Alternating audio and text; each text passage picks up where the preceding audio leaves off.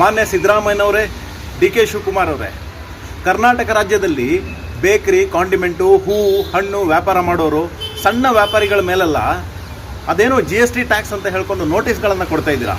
ನಿನ್ನೆ ನಿಮ್ಮ ಆದಾಯ ಇಲಾಖೆಯ ಅಧಿಕಾರಿಯೊಬ್ಬರು ಹೇಳ್ತಾರೆ, ಫೋನ್ಪೇ, ಗೂಗಲ್ ಪೇ ಅಷ್ಟೇ ಅಲ್ಲ, ಕ್ಯಾಶಲ್ಲಿ ತಗೊಂಡ್ರೆ ಅವ್ರ ಮೇಲೂ ಕೂಡ ನಾವು ಇದು ತೆರಿಗೆ ವಿಧಿಸ್ತೀವಿ, ಅವ್ರಿಗೆ ನೋಟಿಸ್ ಕೊಡ್ತೀವಿ ಅಂತ ಹೇಳ್ತಿದ್ದೀರಲ್ಲ. ಏನು ಕರ್ನಾಟಕದಲ್ಲಿ ಒಂದು ತೆರಿಗೆಯ ಭಯೋತ್ಪಾದನೆ ಏನಾದರೂ ನಡೀತಿದೆಯಾ ಸಾಮಾನ್ಯ ಬಡವರ ಜನರ ಮೇಲೆ ಅನ್ನುವಂಥ ಒಂದು ಡೌಟ್ ನಮಗೆ ಬರ್ತಾ ಇದೆ. ಇದಕ್ಕೊಂದು ಸ್ಪಷ್ಟನೆ ಕೊಡಿ.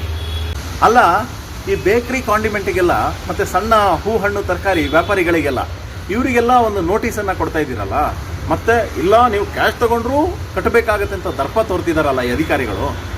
ಅಲ್ಲ, ಒಂದು ಬೇಕ್ರಿ, ಕಾಂಡಿಮೆಂಟ್ ಅವರು ವರ್ಷಕ್ಕೊಂದು 40 ವರ್ಷ ವಹಿವಾಟೇ ಮಾಡ್ತಿದ್ದೇನೆ ಅಂತ ಇಟ್ಕೊಳ್ಳೋಣ. ಅವನಿಗಾಗೋ ಲಾಭ ಎಷ್ಟು? 15% ಮಾರ್ಜಿನ್ ಇದ್ದರೂ ಕೂಡ ಒಂದು 6 ರಿಂದ 7 ಲಕ್ಷ ಸಿಗುತ್ತೆ. ಅಂದರೆ ತಿಂಗಳಿಗೊಂದು 40 ರಿಂದ 50 ಸಾವಿರ.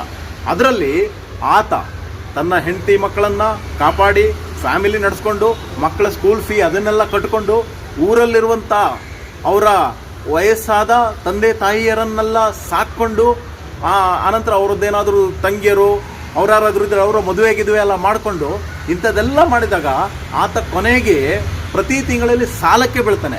ಅಂಥದ್ರಲ್ಲಿ ನೀವು ಅದ್ರ ಮೇಲೂ ಕೂಡ ಟ್ಯಾಕ್ಸ್ ಹಾಕೋಕೆ ಹೊರಟಿದ್ದೀರಲ್ಲ, ಏನಾದರೂ ಒಂದು ಚೂರು ಮನುಷ್ಯತ್ವ ಅನ್ನುವಂಥದ್ದು ಉಳಿದಿದೆಯಾ? ಮನುಷ್ಯತ್ವ ಇದೆಯಾ? ಟ್ರಾನ್ಸಾಕ್ಷನ್ ಆಗಿದೆ ಅಂತ ನೋಟಿಸ್ ಕೊಟ್ಟಿದ್ದೀರಾ. ಸಪೋಸ್ ಒಬ್ಬ ವ್ಯಾಪಾರಿ ಬ್ಯಾಂಕಿನಿಂದ ಸಾಲ ತೊಗೊಂಡು ಬರ್ತಾನೆ ಅಂತ ಇಟ್ಕೊಳ್ಳಿ, ಒಂದು 5 ಲಕ್ಷ, ಅದೂ ಕೂಡ ಟ್ರಾನ್ಸಾಕ್ಷನಲ್ಲಿರುತ್ತೆ, ಅದಕ್ಕೂ ಟ್ಯಾಕ್ಸ್ ಹಾಕ್ತೀರಾ? ಅಥವಾ ಕೈಗಡ ತೊಗೊಂಡಿರ್ತಾನೆ, ಯಾರ ಹತ್ರನೂ ಒಂದು 2 ಲಕ್ಷ ತೊಗೊಂಡಿರ್ತಾನೆ, ಅದು ಈ ಅಕೌಂಟಿಗೆ ಬಂದಿರುತ್ತೆ, ಈ ಅಕೌಂಟಿನಿಂದನೇ ವಾಪಸ್ ಕಳಿಸಿರ್ತಾನೆ, ಆವಾಗ 4 ಲಕ್ಷ ಟ್ರಾನ್ಸಾಕ್ಷನ್ ಆಯಿತು, ಅದಕ್ಕೂ ಟ್ಯಾಕ್ಸ್ ಹಾಕ್ತೀರಾ? ಏನಿದು ಒಂಚೂರು ಅರ್ಥನೇ ಆಗ್ತಿಲ್ವಲ್ಲ ಸಾಮಾನ್ಯ ಜನರಿಗೆ. ಈ ಥರ ಒಂದು ತೆರಿಗೆ ಭಯೋತ್ಪಾದನೆ ಥರ ಆಗ್ತಾಯಿದೆಯಲ್ಲ, ಇದ್ರ ಬಗ್ಗೆ ಏನಾದರೂ ರಾಜ್ಯ ಸರ್ಕಾರ ಯೋಚನೆ ಮಾಡಿದೆಯಾ? ತೆರಿಗೆ ಇಲಾಖೆಯವರು ಯೋಚನೆ ಮಾಡಿದಾರಾ? ಅಥವಾ ಸಾಮಾನ್ಯ ಜನರಿಗೆ ಇದ್ರ ಬಗ್ಗೆ ಒಂದು ಅವೇರ್ನೆಸ್, ಒಂದು ಜಾಗೃತಿಯನ್ನು ಮೂಡಿಸಿ ಈ ಕೆಲಸವನ್ನು ಮಾಡಿದ್ದೀರಾ?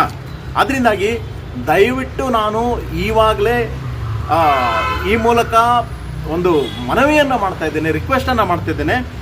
ಈ ಒಂದು ಬೇಕರಿ, ಕಾಂಡಿಮೆಂಟು, ಸಣ್ಣ ವ್ಯಾಪಾರಿಗಳು, ಹೂ, ಹಣ್ಣು, ತರಕಾರಿ ಮಾರೋರು, ಬಡವರು, ಮಧ್ಯಮ ವರ್ಗದವರು, ಇವ್ರ ಮೇಲೆ ಮಾಡ್ತಿರುವಂಥ ಈ ಒಂದು ಹೆರಾಸ್ಮೆಂಟು, ಕಿರುಕುಳ ನಿಲ್ಲಬೇಕು. ಇಲ್ಲ ಅಂತ ಹೇಳಿದರೆ ಇಡೀ ರಾಜ್ಯವೇ ಬೀದಿ ಮೇಲೆ ಬಂದು ಹೋರಾಟವನ್ನು ಮಾಡುವಂಥ ಕೆಲಸ ಮಾಡಬೇಕಾಗತ್ತೆ ಅಂತ ಹೇಳಿಕ್ಕೆ ಬಯಸ್ತೀನಿ.